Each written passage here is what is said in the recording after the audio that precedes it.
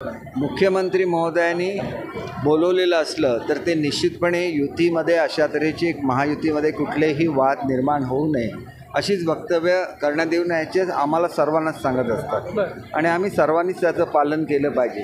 कारण महायुतीमुळे महाराष्ट्र शासन एका वेगाने प्रगती करते.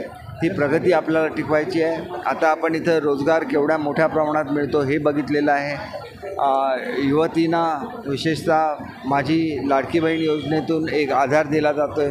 शेतकऱ्यांना आधार दिला जातो आहे. त्यांच्या वीज बिल त्या ठिकाणी रद्द करण्यात आलेलं आहे आणि अशा अनेक योजना आहेत. विशेषतः शेतकऱ्यांना जी 1 रुपयाची विम्याची सवलत मिळाली आहे. यावर्षी जवळजवळ 9,000 कोटी रुपये यापूर्वीच प्राप्त झालेले आहेत आणि एकंदर 45,000 कोटी रुपये या सरकारने शेतकऱ्यांच्या विविध योजनांवर खर्च केलेला आहे. आणि त्याच्यामुळे मला असं वाटतं की ह्या सगळ्या योजनांबरोबरच अत्यंत महत्त्वाचं म्हणजे शेतीला पाणी उपलब्ध करून देणं. गेल्या 2 वर्षामध्ये जेवढ्या योजना पाण्याच्या संदर्भात राबवल्या गेल्या महाराष्ट्रामध्ये क्वचितच एवढा मोठ्या प्रमाणात निधी हा पाण्यासाठी उपलब्ध करून दिला. मात्र